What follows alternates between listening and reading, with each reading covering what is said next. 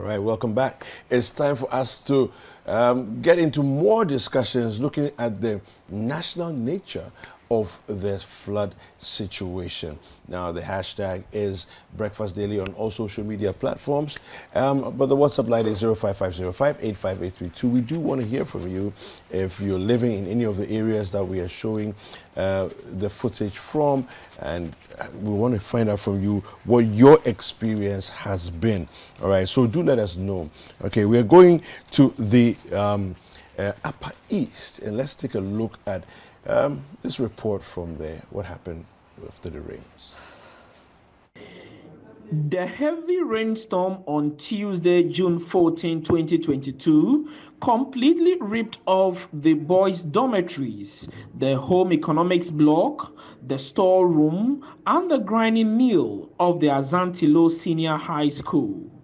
Some classrooms were also partly ripped off, leaving most of the affected facilities badly wet.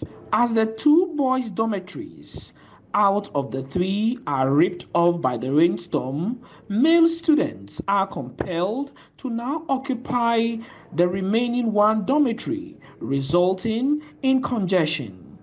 Speaking to City News, students said the situation is not only affecting academic work, but raises uncertainty about their safety and feeding. In fact, looking at this one started last year. We are having only 3 dormitories in the school. And looking at it, one was destroyed the last year, leaving only 2. So those one destroyed dormitory. The people there have to move to the 2 dormitories, which is too much populated. It's affecting our academic work very seriously. And this year, one have also unroofed. Due to this, it means that these 2 collapsed dormitories have to move to only 1 dormitory, which is very dangerous. Most of the boys, they don't have sleeping place to sleep. They manage and they pack their clothing to one classes block, that is technical block, and they are over there. And because of the heavy rain, the rain even wet almost all their books. And the learning materials, they don't have them again.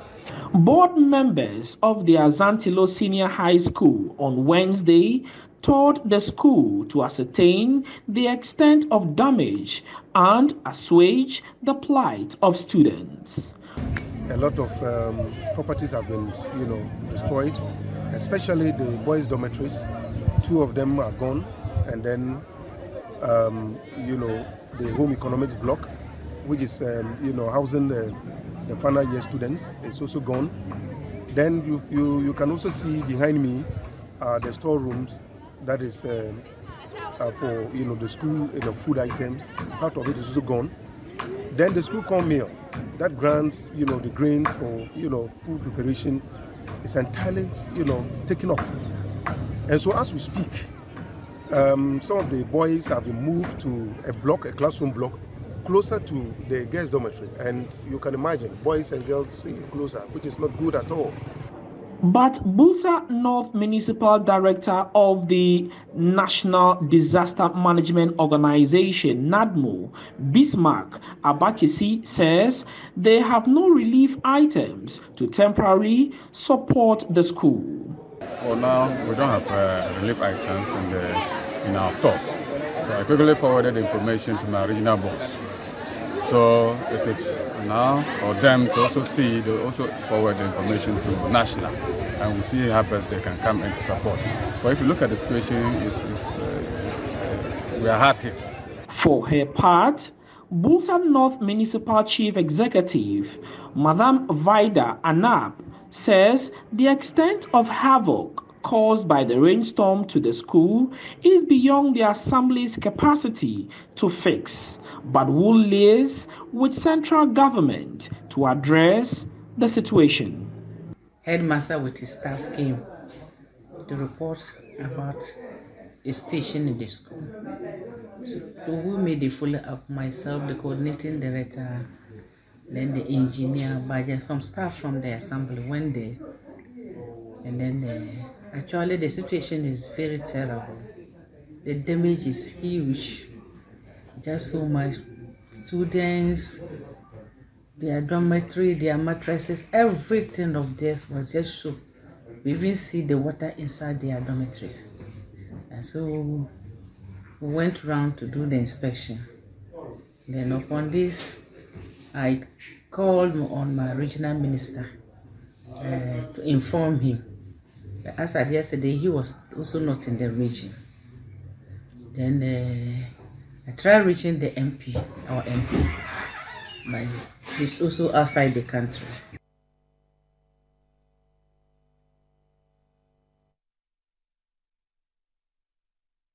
All right, so that's a report by our colleague Fred Awuni.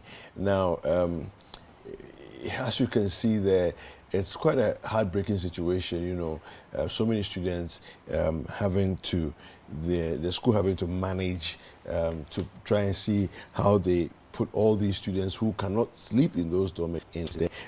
MCE of Bulsa North, Vida Anab on the line. Honorable, good morning. Good morning, sir. Yes, how are you doing this morning? And welcome to Breakfast Daily. We're just managing my son.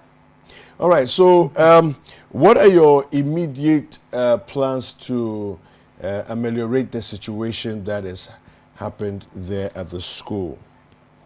Thank you very much. You know, like I said it yesterday, the situation is so terrible.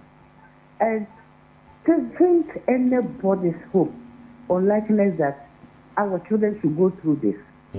Even to eat is a problem.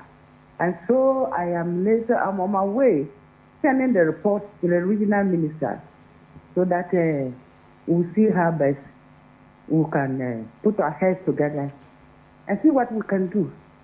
Like I said, the situation is beyond the municipality. It's so huge, it's terrible anyway. So where are the students currently? Some are staying in the classroom. Some are receiving the teachers, and so on. Right now, Madam, before the rains came in to rip the roof off, how was the state of the school? The state of the school was okay. It was only one building that the 2018 that was ripped off.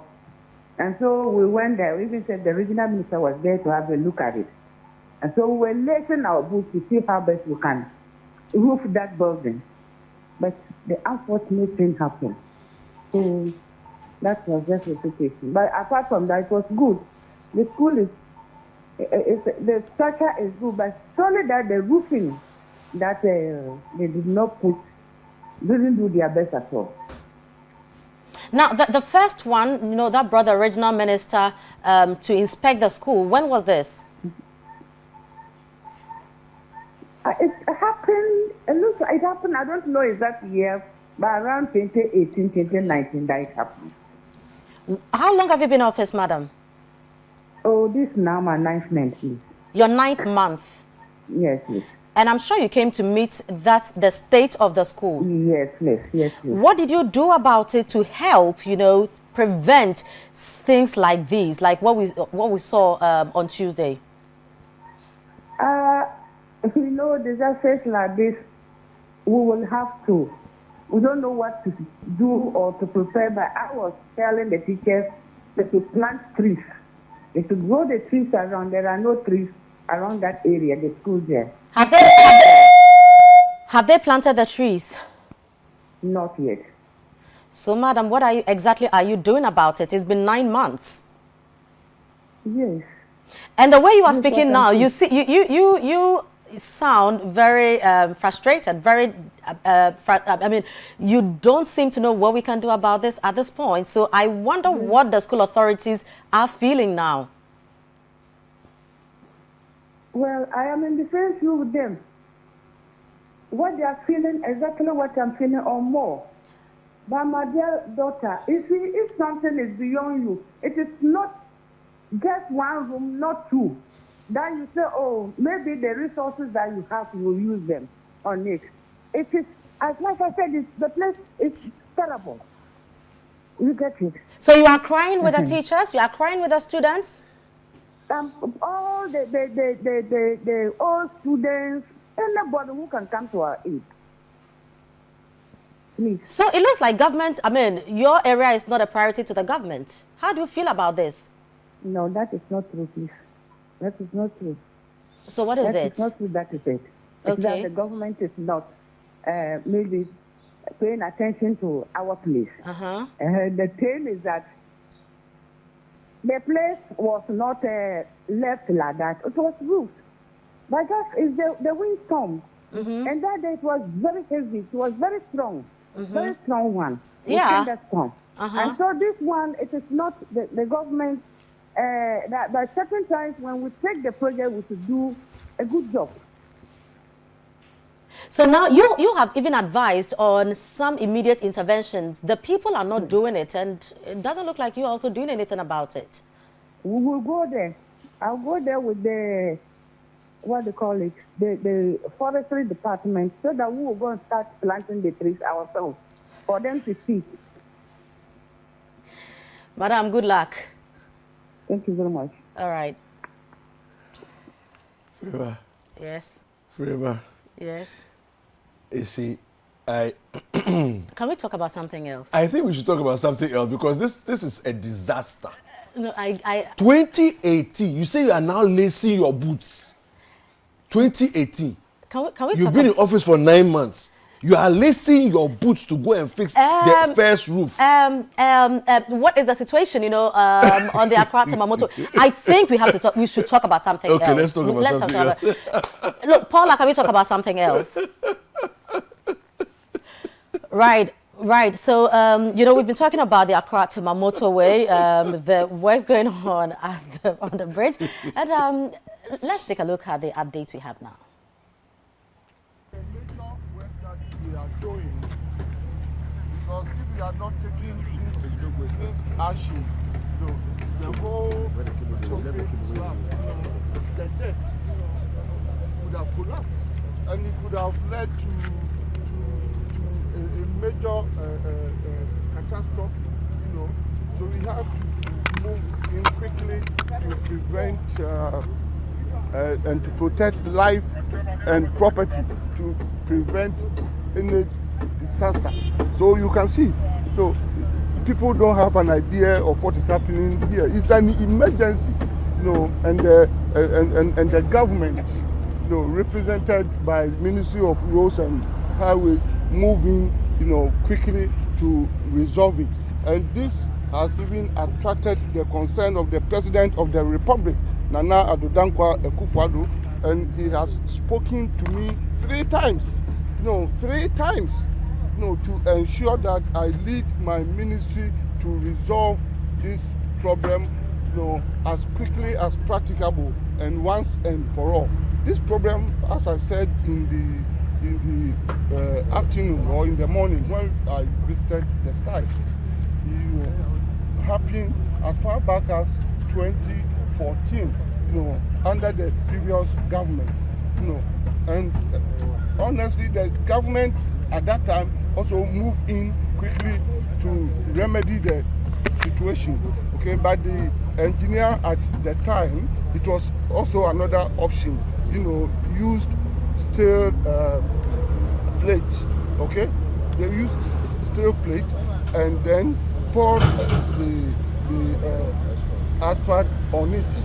Okay, but you see what we have done, because this is a concrete road. Okay, so for uniformity, engineers of today are advised that we should also concrete it, and then we use concrete slab, to the same thickness of the road. Yeah. Okay, so you see how we have laid it with iron rocks. Okay, because that is how the motorway is constructed. So we are doing something permanently, and once and for all, so that this problem will not happen again. This is they call it La Prapa, no, the river. So we call it La Prapa Bridge, river bridge. office, but I can tell you a lot of work has been done, underground, under the bridge, because they have to prop it up and do a lot of things. The earlier on solution of applying the steel plate did not last, okay, because of corrosion. That's why we are now giving it 100% concrete treatment. Salute Ghana Police Service, those who have been deployed here, the MTTU group of Accra and Tema. They have been standing here even in the heavy rains, and they have brought order and managed the traffic so well. So that is what we are coming to do now. And we will be here, and I'm prepared to stay here up to 5, 6 a.m. I'm prepared to do that. I will spend the night here with my group. And we plan to open this stretch to traffic 6 a.m. on Friday. Inshallah, we will do everything possible. So we plead with everybody, those who do not know what is happening here, should keep quiet. Those who do not know what is happening here should keep quiet, okay? Because my ministry, the engineers, we are working day and night, okay, under difficult circumstances, because we have a national responsibility and a national duty to perform, okay? So people should solidarize with us, and those who don't know what is happening and who don't understand should better keep quiet. Okay. Right, you've answered the first question. The second one has to do with how much is it costing us to do this project? No, some of your brothers and sisters, have been asking this question. This particular question is relevant, it's important. But in crisis like this, cost is immaterial. We have to bring comfort to our people. Okay, the motoring public, is going through a lot of difficulties. Some people spend 2-3 hours depending upon the period of accessing this corridor. So as much as that is important, we are ready to provide whatever is necessary. Iron rods, other materials, cement, and after that we will sit down and put together the cost. But I'm assuring you that this project will come out with value for money. We will not unnecessarily overspend money. I am not that type. Is this the only bridge that needs urgent attention on this stretch? Yeah, well, the motorway itself will soon be undergoing reconstruction. Okay. No, any moment from now, because we are. You promised this year? Yeah. Oh yes, we are at the concluding end of it, and we are going to turn the motorway into 6 lane. In fact, from Accra to from the Tema roundabout to Accra, Tetekwashi interchange. That is the first phase. No, in fact, the project itself, if I have to apprise you, is code name Accra Tema Motorway Project. Okay, but it's just the project name, the technical name. Okay. It doesn't mean that the work is limited to only Accra Tema, the 19.5 kilometers of the road. Okay. So that is just the project name. Because if you want to know the full stretch of it, it starts from the motorway roundabout to Tetekwashi, and then Tetekwashi to Apenkwa Bridge, and then Apenkwa Bridge, to Neoplan. Okay, and it's a major work even between Tema roundabout and Tetekwashi interchange and the 19.5 kilometers. We are going to have almost 4 interchanges on it, and we are going to turn it, the main drive line to 6 lanes, and if you add other service lanes and slip roads, some areas will go, up to 10 lanes, both sides. So it's a major work, and it is going to see the reconstruction of the Tetekwashi interchange. No, it's going to be remodeled as part of the project, to take off the current, traffic congestion there, and it will continue at Fiesta Royal. Wow. Fiesta Royal, we are going to have an interchange there, a 3-tier interchange. It seems like a lot. Yes, the question is when.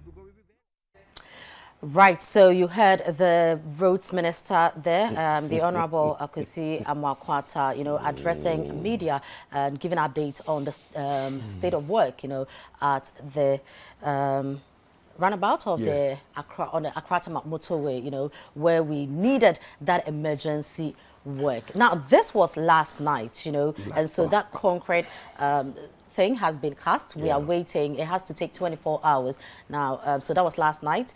And tomorrow is Friday. We are hoping that this road will be open to traffic tomorrow morning. And dear Honorable Kwesi Amoah-Quarteh, aka Terminator. Yes, we know what you can do. We really sympathize with your ministry, but we cannot keep quiet. No, that we will not do. We know that you are doing your job. Now, this is our job too. So unless, of course, you are telling us we should just get up, go home and sleep until when the road is ready, then we just use it. But we can't do that. You are doing your job. We are also doing our job, Honorable. And so please, don't tell us to just keep quiet and solidarize with you. Because as we're keeping quiet, we will not do. Today or tomorrow. We are waiting. Tomorrow morning, we hope that road will be open for thoroughfare. If it is not, we will come back here, Honorable. We will talk. Yeah. Well, I mean, the rains that fell last night, I hope that the concrete that they have been pouring on will not be affected by that. No, but if something will change, I think that it is key that we are informed early, you know, and don't let us wait till tomorrow morning when people think that it's going to be open before they tell us that because of the rain we couldn't do it. I mean, we all understand that it's not your making. I mean, you are doing your very best to make sure that people, you know, are eased of the frustration they are going through just to move up and down. But if something should occur that will prevent the road being open to the public tomorrow morning, please let us know so people will make plans early enough so they are not caught in any kind of unpleasant situation. But Honorable, we will speak about this. Yeah, we will, for sure. There's a stretch of 1,028 kilometers moving all the way from Lagos to Abidjan. Ghana is just a small part of the picture, and the motorway is a smaller part of the Ghana picture. So there's a lot of work, all right? And we know what's going on, so you can't behave as if we are ignoramuses and you know everything. No.